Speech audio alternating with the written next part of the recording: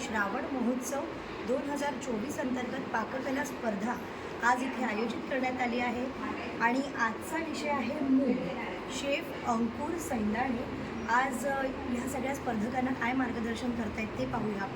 आज आपल्याला लाभलेले gift partner associate sponsor Vinaya associates, बाबा जाधव मसाले आणि प्रथा, हे तिघांचेही आम्ही मनपूर्वक आभार मानत आहोत। आणि आता थेट आपण वळूया पाककला स्पर्धेकडे। पाहूया सगळ्यांनी मुगापासून असे किती छान छान आणि वेगळे वेगळे पदार्थ बनवले आहेत, परीक्षक त्यांना काय मार्गदर्शन करतात। तर चला थेट वळूया आपण स्पर्धेकडे। श्रावण महिना आला की स्वयंसिद्धाच्या सगळ्या मैत्रिणी खूप उत्साही असतात। त्याचं कारण हेच पाककला स्पर्धा, कणकेचे दिवे बनवण्याची स्पर्धा, मंगळागौरीच्या स्पर्धा, मंगळागौरीचे खेळ खेळले जातात, नागपंचमी निमित्त असते स्पर्धा, अशा खूप काही या श्रावण महोत्सवात सामावलेलं असतं। आणि आज रंगत आहे याच श्रावण महोत्सव अंतर्गत भव्य पाककला स्पर्धा।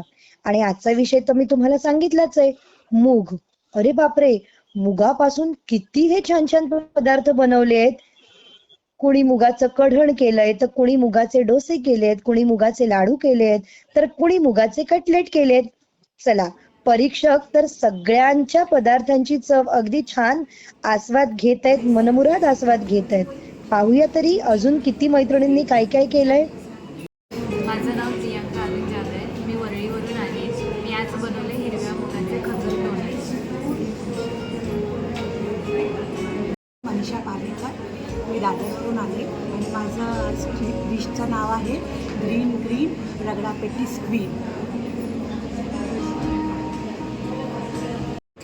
तुम्हाला स्वयंसिद्धा महिला मंडळाच्या पाककले स्पर्धेला येऊन कसं वाटलं? खूप सुंदर वाटलं।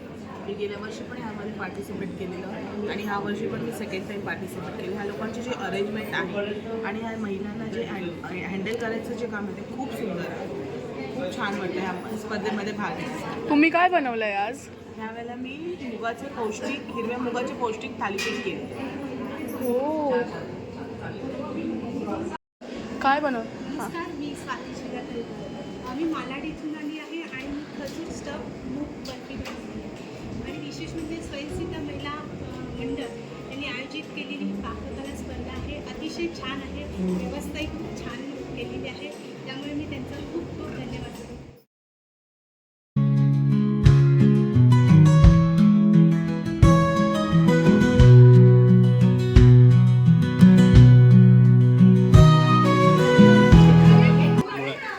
होते स्पर्धक 54, त्याच्यामध्ये कोणाला नंबर द्यावा आणि कोणाला न द्यावा हा सर्वात मोठा प्रश्न होता। तरी परत एकदा विचार करून टेस्ट करून त्यानंतर आम्ही तीनदा फेर चाचणी तीन केली। फेर चाचणी त्यानुसार आम्ही नंबर दिले, कारण स्पर्धा खूपच टफ होती। स्पर्धक तेवढेच थोडीच तोड होते, प्रश्नच नाही।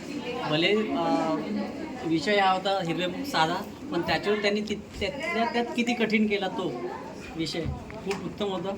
बाकी प्रेझेंटेशन टेस्ट वाईज खूप छान होतं। ते नंबर काढायला आम्ही खूपच त्रास झाला, पण उत्तम स्पर्धकही छान होते। आयोगांचे पण आभार, स्पर्धकांचे पण आभार।